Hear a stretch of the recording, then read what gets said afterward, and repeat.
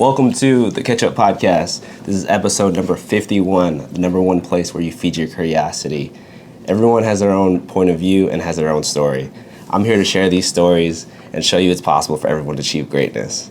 Thank you for all my listeners for supporting me along this podcast. I'm your host, Bryan Sumardi, aka the Swole Banker. In this episode, my guest is Jeff Leighton. He's an investor and real estate agent. And Jeff, if you could describe, or when someone asks you, how do you describe yourself, or like, who are you? How do you explain that? I mean, as far as from a real estate perspective, I'm an agent and an investor in the Washington, D.C. area. And then I have a YouTube channel as well where I talk about real estate investing and personal finance and that type of thing. There we go.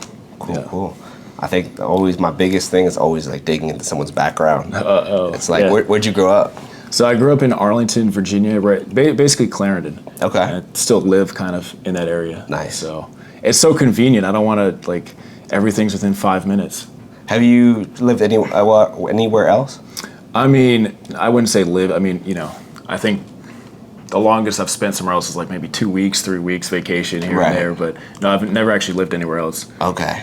Well, I guess college. I went to Mary Washington for 2 years, and then I graduated from JMU. So that's kind of, I guess I lived there technically, yeah. In Virginia? Still Virginia? Yeah, still Virginia. Fredericksburg and then Harrisonburg. Okay. So Cool. I always think too, like when you travel, I think the biggest reason why I joined the military was the biggest kicker was I was spending most of my basic training in San Diego. Yeah. Because I've never been on the West Coast when I was 20 years old. And then just every time I've lived somewhere else, from like Seattle to Miami to like South Carolina, it always brought me back. The DMV always brought me back. So DMV is, what's the second best place besides the DMV? Best city? That's hard. It's between, to me, because I have like a split personality in this, where it's either Brooklyn or San Diego. So New York or California, Southern California. When did you live in Brooklyn? Was it because it's changed so much, right? Yeah. I feel like San Diego's pretty much been San Diego forever, but Brooklyn is like way different.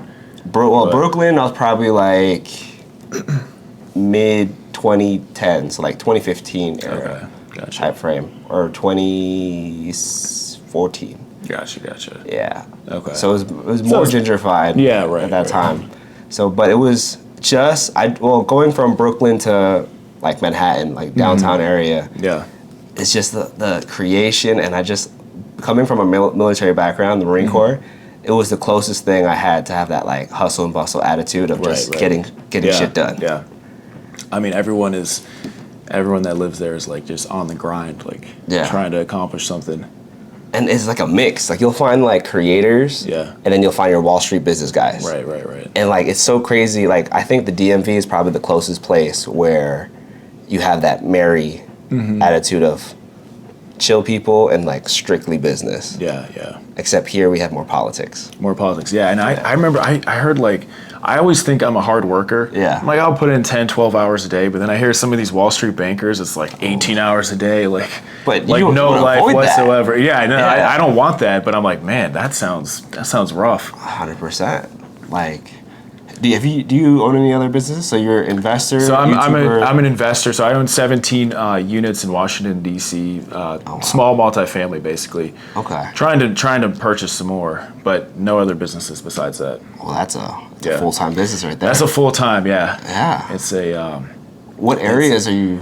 It's mostly southeast and southwest, so east of the river in Anacostia. I mean, there's different parts of Anacostia, but basically east of the river. Is that commercial grade or all 4 units and under? It's all 4 units and under, so it's all residential. Oh, wow. Yeah. And how long did it take you to acquire these properties? So I think I bought the first one maybe 2 or 3 years ago, right before the pandemic. Okay. And actually what's interesting about multifamily is that, once you do the first one, all these other multifamily deals like start popping up. And that's what, like, every single book about multifamily, that's what they say. And I was like, yeah, whatever. It's just a book that doesn't actually come true.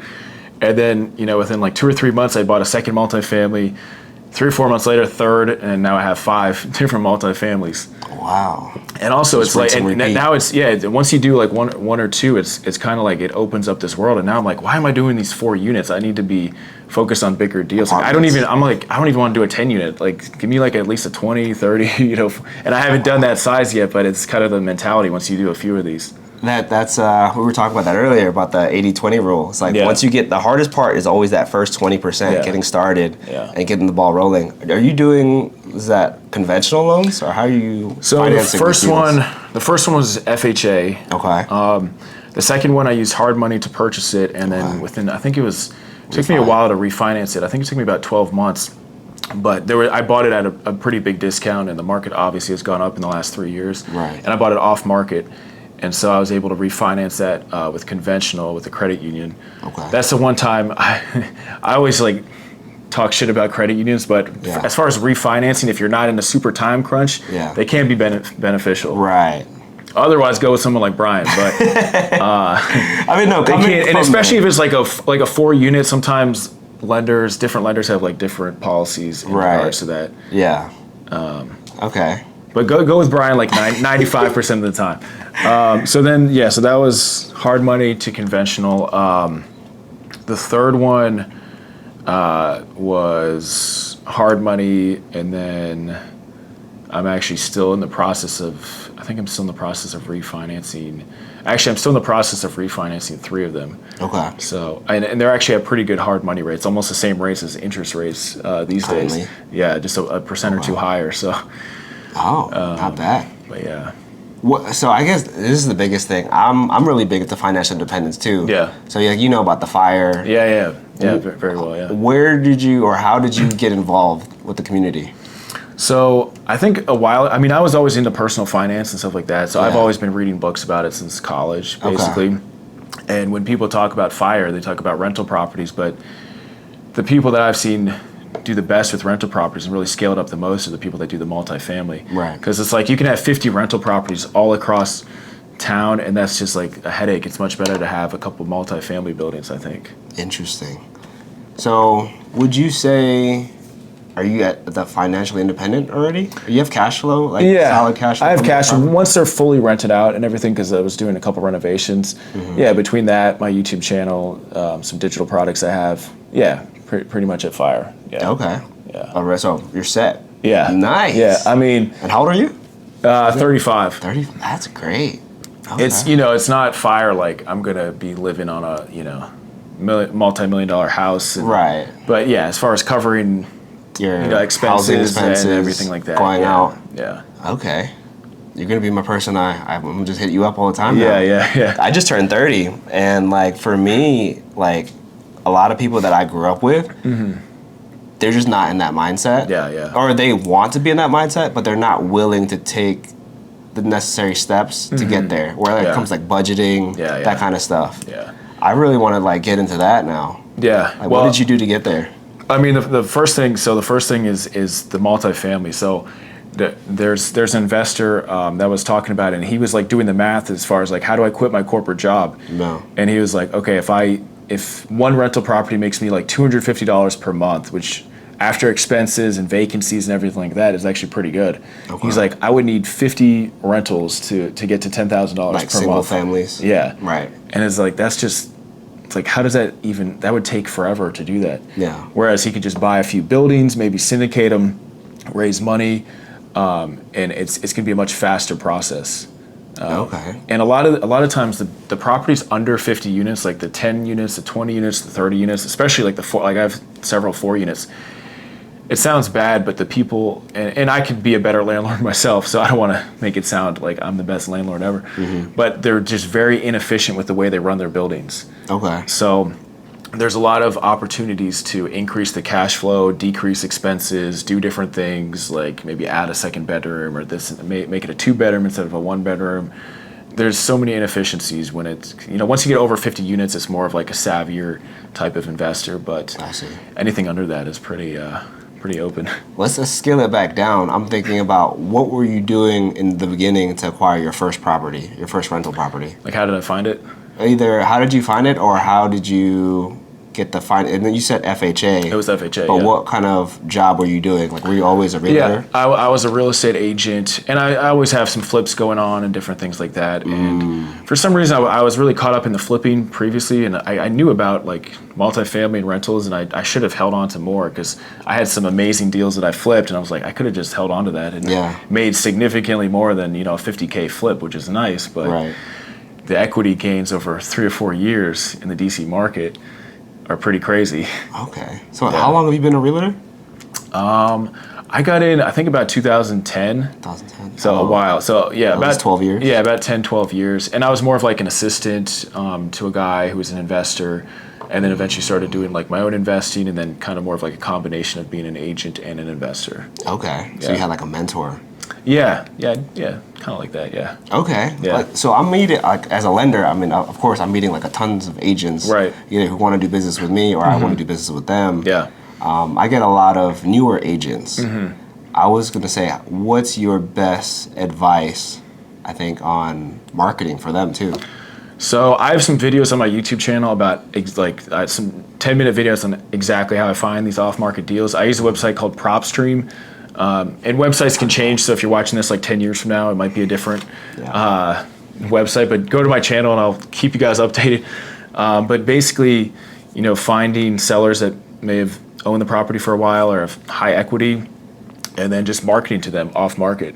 Okay. And just saying, look, I just want to buy your house like as is. I use hard money for a lot of my deals, and I have some private money as well. So I can find a good off market deal, someone that doesn't want to deal with it, someone that has a ton of equity, up and coming area, purchase it, maybe fix it up a little bit, and then refinance it into, a longer term buy and hold. Yeah. How about like in terms of like looking for buyers? Yeah. So you can to help people. Would you say most of your business is in the investing side versus like listing? No, I'd say it's about 50-50. Okay. So yeah, I do a ton of investing, but I do a lot of buyer agent deals as well, and then some listings here and there. Okay. Yeah. And how do you find your buyers? So I'm on a team, and our brokerage just generates a ton of leads from being in the business a while. Okay. She does online marketing. I have my own referral base as well. So kind of like a combination of various things. Yeah. Interesting. Okay. Yeah, because I know a bunch of newer agents, if they're not in a good brokerage already, they're like struggling of just like, hey, I'm a new realtor, blah, blah, blah. Use me for your next home. But then they're kind of just searching. It's tough. Yeah, your first year in real estate is really tough. It's more about like survival. I think it took Ryan Serhant like 6 months to sell his first house, I think is what he said in his book. Okay. So your first year is like extremely tough. I mean, actually, I know those guys. Who are those two? The Oppenheim group. Oh yeah. I think that guy said he made like $50,000 his first year in real estate, and now he's like, multi-millions. Yeah, he doesn't even do a deal under. He refers any deal that's $1 million or less. Yeah. Because it's just not worth his time. And he's in Beverly Hills. He's doing like hundreds of millions of dollars. Yeah. So yeah, you really just got to like grind it out. I would say get on a good team. If you're new to real estate, definitely get on a team because they'll provide you the leads. Okay. You have to pay a pretty big split, but it's business. Yeah, it gets you. Your first year, you're not trying to make $1 million. It's more about building like a solid foundation, for down the road. Okay. Yeah, I think for me too. Like I've always thought about being a lender in the retail space where I'm meeting new agents. Yeah. I want to know what goes on in like a real estate agent's head. Yeah, you know what I mean? There's a lot going on. Yeah. We're in a good and a bad way. We're just all over the place. I can see that. I mean, I really want to get into that. Like, I'm in a lot of lending, like Facebook groups where they're like, how do I build relationships with real estate agents? I mean, my biggest gift is I know marketing. And I know media. So it's really easy for me to like, hey, let's do a video together. I'm a marketing nerd just like you, so I love, doing stuff like this, videos. So I know a lot of lenders, happy hours and stuff like that. Yeah. I don't know But what would you give advice to like a new lender who wants your business? What would they need to do to get your business? A new lender. I'm actually looking to. You're talking about mentorship and stuff like that and coaching. Like I'm actually looking to mentor new agents. Okay. That have an investing side, aspect or interest with them. So basically, the way it works is people that work with me at my brokerage or join my brokerage, I basically give you one-on-one mentorship. And like I said, right now I own 17 units. So, I have a lot of experience, and then I also do a lot of marketing with YouTube. So if you're interested in YouTube, I think I have one of the biggest YouTube channels in the DC area as far as real estate goes, which isn't really saying that much in this area. There's not too many out there. We don't have a lot. Those are great areas for real estate. Yeah, if you're into marketing and you're into investing, I would love to, if you're a lender and you bring me some agents that, are hungry, motivated, I would definitely bring you guys, bring you some business. Interesting. Yeah. Okay, that's a new one. I'm trying to build more of like a community of people that are like, investor, interested in investments. Maybe we can raise money together, do deals together, multifamily flips, just have resources and kind of like collaborate, basically. Okay. So wait, actually, I'm gonna bring it back. Mm-hmm. For your 17 units, are they all just under your name, or do you have like a? I have LLCs for some of them, but then Okay. there's a couple that are, I believe, are in my name. Yeah, there's I think 2 or 3 that are in my name. But basically, it was just your own financing to funding. Yeah. Okay. And it's like hard money type deals, and I had to get creative with one of them. Mm-hmm. One of them, it was actually I had to use equity from another multifamily to basically as a down payment for that one. Okay. So the hard money lender was pretty good and helped me out with that. Okay. Can you go into that? You just Yeah. A lot of hard money. Like, what are the requirements? So basically I had a really good deal opportunity. They basically said, look, they'll sell it for this price. It needed a little bit of work. The property had been listed. It was withdrawn from the market because it needed some work. Mm-hmm. And it was exactly the type of building I'd bought before. So I knew these buildings pretty well. And so I reached out to my hard money lender. And because usually my private money lenders fund almost the entire deal. Like, so long as it's a good deal, they don't want to lend on some crappy deal. But I don't really send them crappy deals either. Okay. So I reached out to them, and it was kind of a very rushed type of deal. So I probably didn't have to bring as much to the table as I did. But I basically said, look, I have this. I needed to bring, I think it was like 100,000 or around that to the table. Okay. And it was kind of tied up in other projects. So I was like, I have this building, has a ton of equity in it. Let's just, use the equity from that building as a down payment for this one. Yeah. And this hard money lender, I can put their info below. They did a great job, and we got it to closing. And, I got a great deal. The seller got what they wanted, and, everybody's happy. Can we break down a deal? Yeah, for sure. Pick whichever one you want to do. Let's do. So your first one's FHA. How about let's break down that one? I feel like that's your first one. Yeah. That's how you started getting it done. So how much was the property? So the property, I need to write this down. Sure. It was $490. $490. And actually, it was in Southwest DC. And the way it worked, the sale, I'd send them direct mail. Okay. And I was actually on vacation. And you know how they say anytime you go on vacation is when all the stuff starts happening. Yeah. So I was on vacation, and this guy calls me about a property, and it wasn't this property. He called me about something else, and he's like, hey, do you want this one out? And I made him an offer, and it was way too low for the flip he was talking about. Okay. But he's like, hey, I got this other one. It's a 4-unit. There's this attorney that's been messing around with it, and he's dragged out the deal for 6 or 12 months, and he's not going to close on it. Would you be interested if it or when it falls out? Yeah. And I was like, yeah, for sure. And the seller kept talking. I remember he's one of the sellers. He would just talk to me for a half hour. Yeah. And I would just be like, okay. He just kept telling me. I was like, all right, sounds good. Let me know when it happens. And then I think when I looked up the deal, and he actually told me, he's like, do you want it for $490? He's like, I had someone else that was interested. I think it was $480, but you seem like a nice person. Whatever, I'll give it to you for $490. And I looked up the comps, and they're actually in this neighborhood for 4 units. There weren't a ton of comps, but I was just that just seems like a pretty good deal, $490 for a 4-unit building. Yeah. And 3 of the units were rented, so it was perfect for FHA because one was vacant because you have to live there for a year. Right. And then what's also cool is that the lender will use 75% of that rental income towards helping you qualify. So that really helped out as well. Okay. And then eventually, we got it under contract and did the house was in pretty good condition. Actually, it was a VA guy that used to, I think he owned it for 10 or 15 years, and he kept up the property pretty nicely. Okay. It wasn't fully renovated, but he kept it up pretty nice. Okay.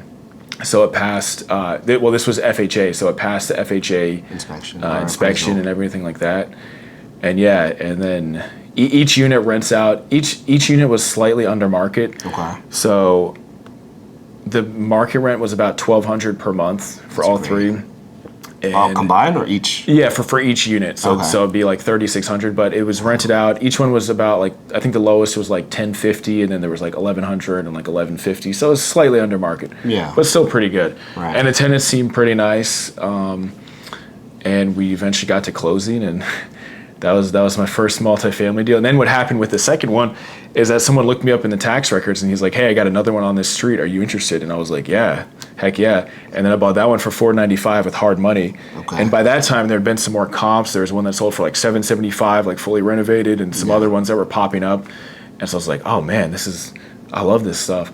And then by that time I was like, "Man, I need to become savvier with this property management stuff." Yeah. Okay. Let me dig even deeper. Yeah. Ask any questions. Yeah. For me being on the lending side, how much were you making, I guess, annually to see for how we're working financing at that time? That's a good question. I mean, it was probably more than, because I write off so much. I want to say it was more than 100, but less than 150. Okay.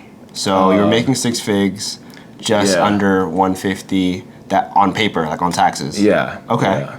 I could be off by a little bit, but yeah, probably somewhere around there. Okay. Yeah, because I generally think for most people, the biggest win in like the lending world, in order to finance a home, you should be making between 90 to 150. At that point, you can kind of afford pretty much anything for your first property. And then especially if you house hack, that's easy. Yeah, if you have three other people paying you, if you get $3,600 a month coming in rent, or it was more like probably $3,200 a month coming in rent. Still, that helps a lot. What was your mortgage payment? My mortgage payment, because I actually refinanced using FHA Streamline. Okay. It was $2,900 a month. $2,900. Yeah. What was your cash flow? So you said you were making at least 30. $2,900. Yeah. So it was basically like breaking even. I might have even been losing a little bit with only 3 units now. With 4 units, obviously. Once you moved out. Yeah, it's a little bit better. And I have to pay water bill. The tenants pay the other utilities, but yeah. Okay. So say initially income wise, you need to make roughly 6 figures, at least make 100,000. I think you can. Yeah, I was gonna say even probably less than that if you have a lot of people paying the rent. I would think. I mean, I don't know. Well, I like telling people who are on the safer side. Yeah. This is probably just like worst case scenario, because the vacancy can be a bitch, for lack of words. If you don't have tenants, then you're screwed. Right. How much? So you put 3.5, 3.5% down. Yeah. And then what was your total closing cost that you had to bring to the table? I think in total, I want to say I brought like less than 25,000 to the table. I want to say like including everything is what. Generally, I say that too. I say between 20,000 is a rough number to get your first home because the closing cost adds up. And if you don't have a VA loan or anything that has like a 0 down payment, 3.5% of a good property that's maintained, that's not like a total gut job, is going to need roughly around that much. Did you have to do any renovations initially? Nothing major. So it was already rent. Yeah, ready. It was already rent ready. The guy took really good care of it. It wasn't fully renovated. The other property I bought needed a lot more work. Okay. But this one was actually so far so good. So you could find a deal for $25,000, making an annual income around $100,000. Yeah, I think those are your major prerequisites in order to house hack and to make it easier on your mind rather than construction. Or because I know I have GCs, general contractors, and then at this market too, where materials cost so much. It's rough. I just got quoted on windows, and they're not even like that nice of windows. It's like middle of the road, and it was like $1,000 per window. And they're like, "Yeah, do you want do you want them installed like 3 months from now or like 4 months from now?" It's gonna take forever to get here. I want them installed like tomorrow. Yeah, like next week. Oh man. So it's like, shipments are slow right now. Yeah. Making it even cost more too. That's, I don't know, that makes me just think about stuff. Yeah. There's a lot of stuff to think about. But you can also get windows at like Home Depot that are like, I think you can get Anderson windows at Home Depot, and then you might have to like, they're not like fully custom, but you can kind of like do different things to make it work if you have like some good contractors. Okay. Because that's what my one contractor was telling me. He's working on a project right now, and he said the same thing. He's like, I'm not going to wait like 4 months for windows. Right. I'm going to have my guys kind of like customize it themselves a little bit. And I forget exactly what he said, but something like that. Okay. Yeah, I mean, these are good gems. Yeah. Just check on time. We're at 25. Let me go into my questions. So these are like a couple questions I ask like every guest too. Yeah. And the biggest thing is like how you got here, and it's like I'm a big fan of like the law of attraction. Yeah. So like, who are the 5 close people that you associate with currently, and like how they affect you? Like friends or just anybody? Anybody, like to me, when I first started asking this question, I had like online mentors, like YouTube. Yeah. So like, who do you like? Who do you have in your ear? Yeah. That you listen to, like almost like a father figure, a mentor. So I'd say for different, like there's different people for different things. So for YouTube, there's a guy I listen to, like this guy Daryl Eves. He's really good as far as like how to do your YouTube stuff. Okay. For multifamily, this guy Michael Blanc is really Sounds good. familiar. Yeah, Okay. He's actually from this area. Okay. I think he lives somewhere else now, but he got started around DC. For business, I listen to like Ty Lopez sometimes. He's kind of like flamboyant and out there. I actually went to his house one time. He's in Richmond, right?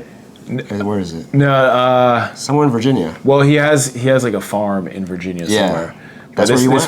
This was like Beverly Hills. Like his mansion was like okay. here in my garage. That one. Yeah. He had some event there. It wasn't like he invited me personally or something. But, Right. That was kind of cool. So his from like a marketing and business standpoint. Who else? Anybody personal, like in person here? Yeah, there's different. I have different, friends and Circles. associates. Yeah.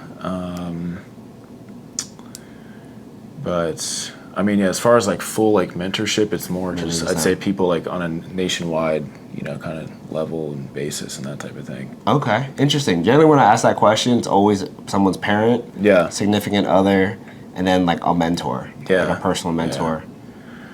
Yeah, and that's actually one reason why, we talked about the like brokerages and stuff like that. Like the brokerage I'm at, there's a lot of like, you want to get your advice from like the right people, right? Right. So it's like, I remember I was at this this brokerage, and it was like they're like wanted to do video marketing. Yeah. And their videographer like didn't even have a camera. He didn't even just own a using the phone. camera, and he's like, "This is what you have to do for videos." And then the other person who had never made a video either was also like, "Oh yeah, you got to do this." And it was like, it sounds bad. It was like the blind leading the blind. You Right, know, yeah. 2 people that had no idea what they're talking about. Like, okay, this is what you're supposed to do. Whereas you could just watch a 10-minute YouTube video by like one of the top YouTubers and get better Exactly. advice that way. Yeah, I think I find that a lot. I mean, even honestly with real estate agents or lenders on like Instagram, TikTok, they're just Yeah. regurgitating other people's information where they don't really know what they're doing. I think I search for people who actually done it themselves to get the information or advice. That's the best way, yeah. If it's multifamily investing, I'm not going to listen to some random person who's like, maybe they've been in real estate a while, but if they don't own like 1,000 units, I'm probably not going to talk to, or even like 100 units. No. You need to be careful about where you're getting your advice from. 100%. Yeah. Okay. And it's like, actually, I remember I was listening to a podcast and Ty Lopez was talking about that, or actually someone was talking about how Ty Lopez was like, he goes straight to the top for advice. If it's like on nutrition, he's going to the number 1 nutritionist in the world. He's not going to his neighbor's cousin or something. Yeah, going to GNC. Yeah. It's like, hey, what kind of supplement should I take? Oh, yeah. Right, and it's like you got to get your information like from the top. Like That makes sense. Yeah. It's always about, like, to me, like keeping your circle nice and tight and like keeping the right people around you. Yeah. Because I definitely think growing up for me, it's like I had a lot of the blind leading the blind, where it's just like, all right, try this. Yeah. But I think I'm a big fan of Tim Ferriss. Yeah. Tim Ferriss is cool. Yeah. So for me, I was just trying stuff out. If I liked it, I kept going with it. Yeah. Okay. Well, he's actually good on the nutrition stuff, and I like because he's like I think he calls himself like the human guinea pig. And that's cool, like, because I don't want to be a guinea pig, but if Tim Ferriss guy went to Princeton and has done all this crazy stuff, if he says it's a good idea, probably, it's possible it might not be, but for the most part, it probably is a good idea. Okay.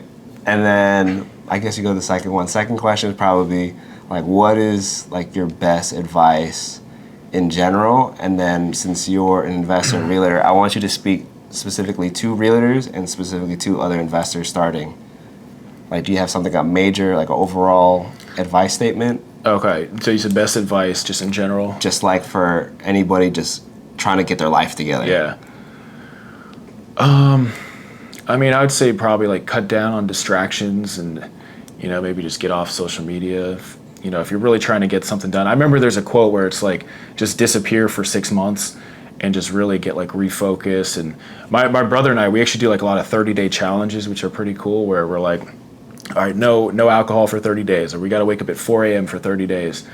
Or one guy was like, if you do 4 hours of like focused time with no distractions early in the morning before it's like even 9 or 10, you're going to be so much more productive and like creative. And, you got to like try things out, I think. 100%. And then, I mean, also it's like the Tony Robbins thing, like the massive action. Like when I started my YouTube channel, I made like 100 terrible videos. Yeah. And then, but a couple of them took off, and then, you kind of double down on those ones that work. Yeah. But if you didn't like try so many different things, you would never really know. Right. Yeah, I think when I was in the military, the biggest thing I think I learned taking forward was manage what you manage moves forward. Mm-hmm. It's like anything that you can kind of articulate into numbers. Yeah. That's what you can control, and that's what you need what you measure. What you measure. Yeah. I like that too. Yeah. Okay. Yeah, like tracking stuff is definitely. Yeah. There you go. And then, okay, you said message to agents and investors? Yes. So as far as agents go, I'm a little biased with my brokerage. Okay. But, really, well, for the first part, you should, if you're an agent and you're not investing in real estate, I think you're crazy. 100%. Because you're missing out. Like, you can save so much on commission, and just really 1 or 2 or 3 good investments over the next, like, you don't have to buy flip 5 houses a month, but if you just buy 1 or 2, 3 good rental properties, ideally multifamily, they can set you up for life. Right. And they can lead to bigger and bigger deals. So it's crazy to me that agents are like, it's funny because agents will tell you everything about investing when they sometimes haven't even done like one deal. It's always the people that have never done one deal. They're like, this is how you got to do it. Yeah. Or you can't. They're always like, you can't do deals anymore. You can't like. It was only last year that you could do deals. Those deals don't exist anymore. Right. But they say that I've been in real estate 10 years. Every single year they say that about the previous year. So it's funny, and it's always unqualified people telling you that. Right. And then as far as and also to agents, like evaluate your brokerage. Like I'm biased the brokerage I'm at, and definitely reach out to me if you're considering changing your brokerage and you have an investor like mindset. But you're probably overpaying at your brokerage. You're probably paying, if you're paying your broker like $20,000, $30,000, $40,000 a year, like you're crazy. You could be saving that money or doing better things with that. Like what is your broker really providing you? Or if you're at a flat fee brokerage where you basically keep all your commission, like you also have to think like you can't really save your way to wealth for the most part. I mean, you can over the course of like 50 or 60 years, but you should be at a brokerage where there's like incentives for like building wealth. And not just like, okay, yeah, you don't pay anything, but you don't get anything either. Like some of these brokerages, it's like, yeah, you don't pay anything, but then it's like Bill, who hasn't sold a house in 20 years, is the person that's like training you on how to be an agent. Yeah. You know what I mean? And times change. The brokerage I'm at, we have every single Monday we meet with 2 guys, one guy that does $500 million per year, and one guy that does like $200 million per year, actually in the San Diego markets. And you can just ask him any questions you want. And then there's a lot of other benefits as well, and definitely reach out to me. But it's crazy to me that agents don't spend like just 5 or 10 minutes comparing where they're at to where they could be. They're just kind of set in their ways, and they're just growth mindset. Yeah, they don't have. Yeah, there's not really much of a growth mindset a lot of times. Sometimes there is, but that's one thing that shocks me. They're like, I didn't even know this other brokerage existed, and this and that. It's like you never like even try to like research different options. Yeah, like that's crazy. Okay, well, I mean, that leads me to a question for you. Is like, how did you find that brokerage, or how did they find you?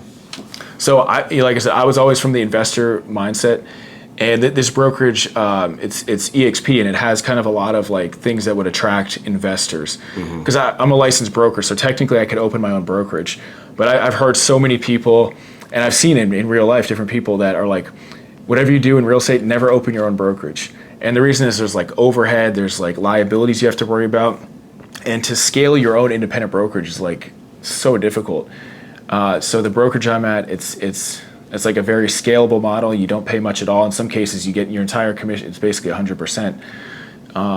And then there's also a lot of wealth building opportunities for like for building your brokerage, for bringing people on. Mm-hmm. So there's a lot of incentives to joining it. Okay, perfect. And I think I guess to answer your question, I think I found it just like doing research and stuff like that, because I was trying to figure out like, should I be an agent, investor? And then I was like, okay, I'm gonna go with this brokerage.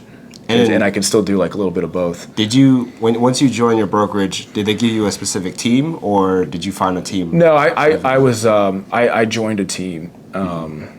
So I just reached out to the owner, and then just joined basically. Okay. Yeah. Cool. And I think and eventually I'll probably have my own team. Yeah. With like different investors and different agents and stuff like that. But yeah. Okay. Awesome. If you can go for any last remarks, anything you want to say? I mean, if you're an agent or an investor, if you're an investor and you don't have your license, I think that's kind of crazy. I think you should get if you're an investor, you need MLS access. You need, you can save money on commissions, and you don't want to wait around for a realtor to send you comps. So if you're an agent or an investor and you want to work one-on-one together, just reach out to me, shoot me a text, Instagram, whatever. And I'd love to have a quick chat and see if it'd be a good fit. I'll leave Jeff's information in the description, YouTube, and maybe in the description or caption for Instagram and whatnot. You're making me want to be an agent now. Yeah, no, you should. I mean, yeah, if any of you guys have interest in multifamily investing, any type of investing, or building up a YouTube channel, I'm trying to really get to like 1,000 units eventually and 100,000 subscribers. So that's kind of the path like I'm trying to go on, and I love to work with different people that also have that kind of vision. Boom. All right. Until next time. Peace.